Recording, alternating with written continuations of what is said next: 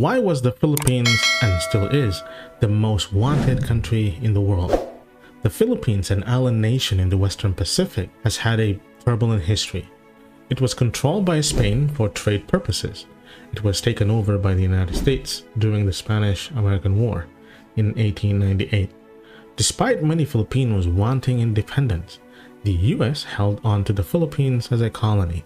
During World War II, Japan invaded the islands, leading to terrible atrocities. It was not until after the war that the Philippines finally gained independence.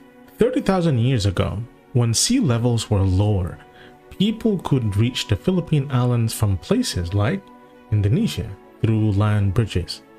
In recent times, contact with Asia and the Pacific started around 1000 CE with traders and missionaries. Islam began spreading in the late 1200s and became the main religion by the mid-1400s. Arab traders introduced Filipino products to the Chinese, who then traded regularly in the Philippines for items like spices, scented wood, and cotton. The first clear mention of the Philippines in historical records was in 972 CE. Trade between China and the Philippines was strong.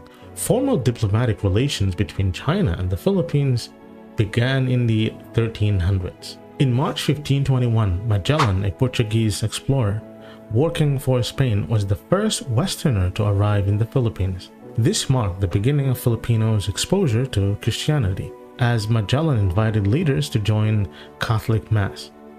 But a conflict arose a few weeks later between Filipino forces and Magellan's crew, because the locals did not want Spanish control.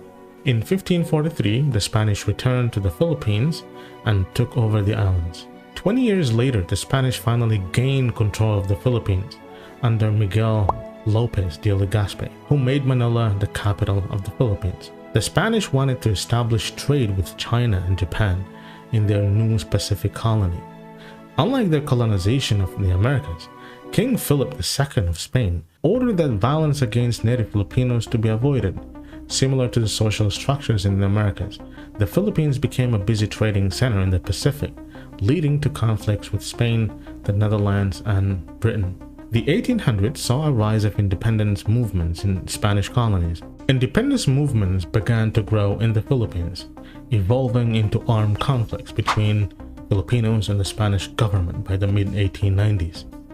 America seized on this revolt, plus a similar one in another Spanish colony, close to the state of Florida, Cuba, to try to gain geopolitical control over these desirable territories. The American fleet destroyed the Spanish fleet guarding the Philippines in the Battle of Manila Bay.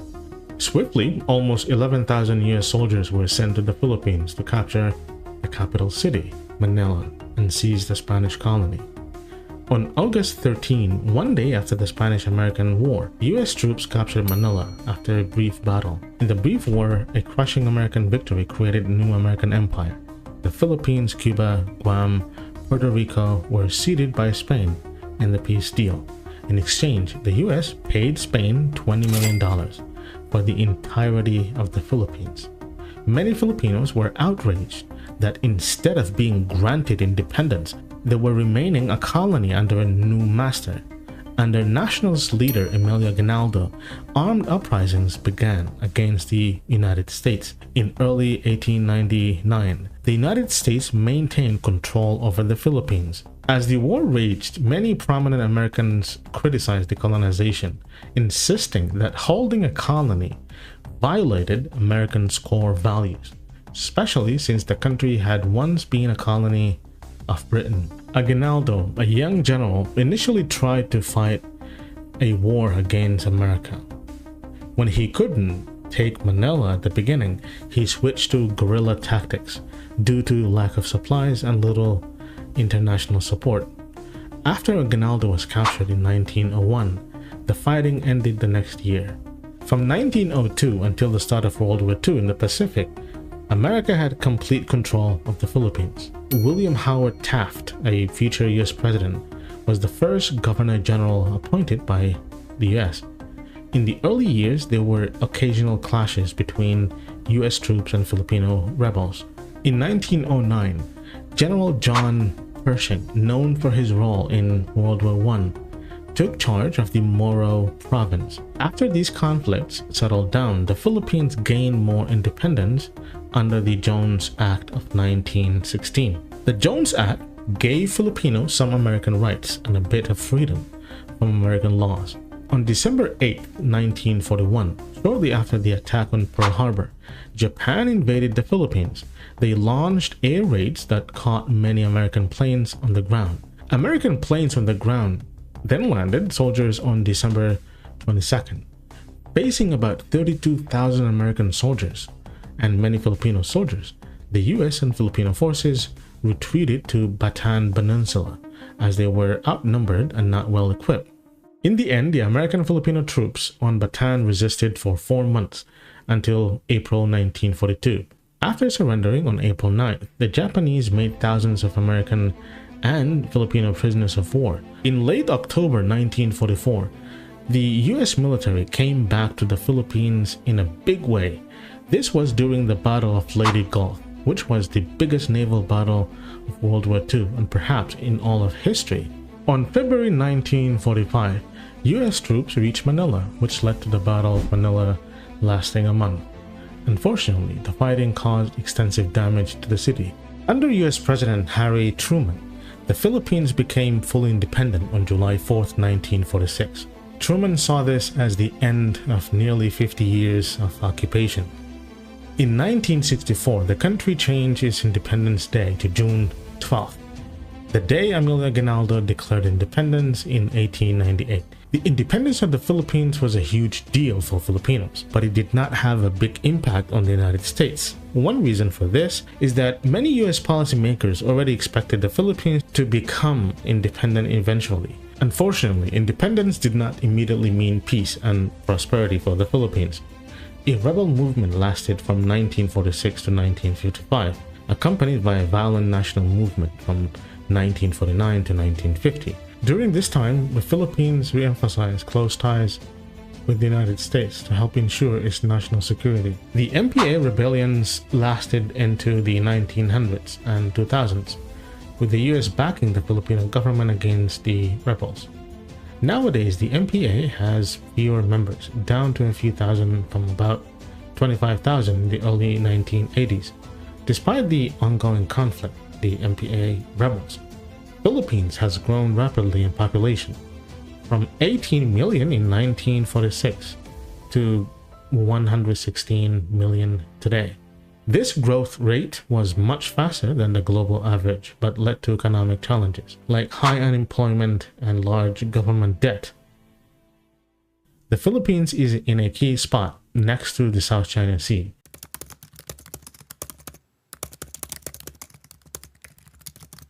Which puts it at risk of conflict with a growing superpower, China. China claims most of the South China Sea, which overlaps with the Philippines' waters. Since 1999, the two countries had argued over land rights in the area, made more complicated by many small islands. Over the last 10 years, the conflict in the South China Sea has been constantly in the spotlight. As China builds islands in the middle of the South China Sea, once underwater reefs have become sandy islands with airfields, roads, buildings, and bases for missile systems. In less than 2 years, China has turned 7 reefs into 7 military bases, making the South China Sea one of the most contentious areas of sea in the world. Its importance is not limited to that. The ocean area is estimated to contain 11 billion barrels of oil, 190 trillion cubic feet of natural gas. Even more importantly, roughly 30% of the global maritime trade passes through the South China Sea on its way to the highly trafficked ports in Southeast Asia.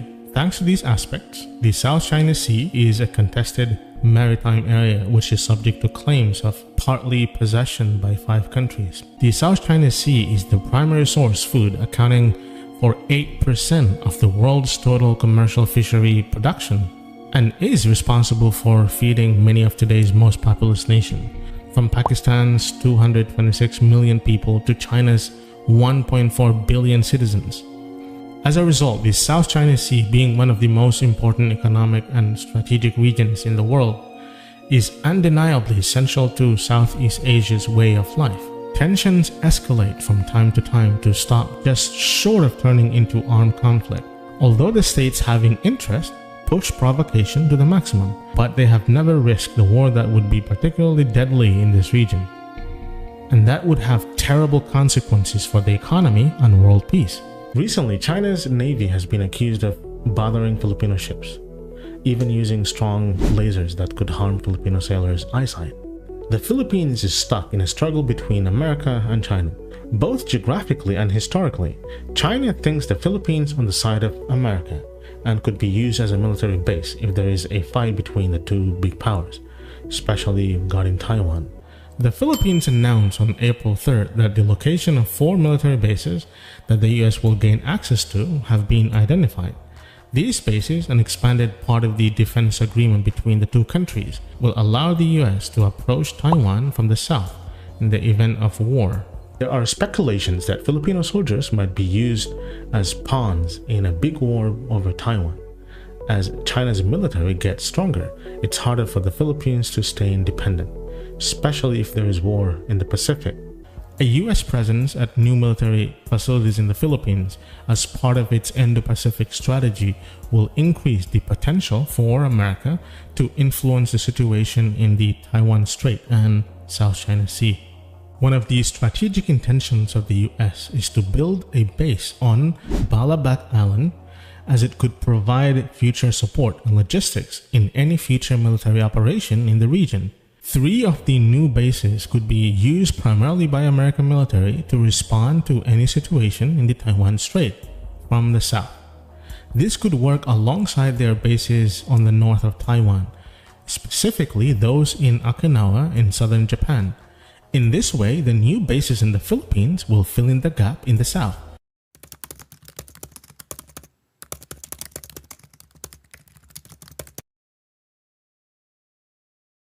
The Philippines actually has the second largest gold deposit in the world. The Talana family in the Philippines owned a vast amount of gold, and the former president, Ferdinand Marcos, obtained his family's unexplained wealth by receiving some of the Talana gold as payment for the legal services he provided to the Talana family. The gold reserves were used to fund the Vatican, and the gold was also instrumental in starting the World Bank. The extensive use of gold during early Philippine history is well documented, both in the archaeological record and in the various written accounts from the pre-colonial and early Spanish colonial times. Gold was used throughout the Philippine archipelago in various decorative and ceremonial items, such as clothing and as currency.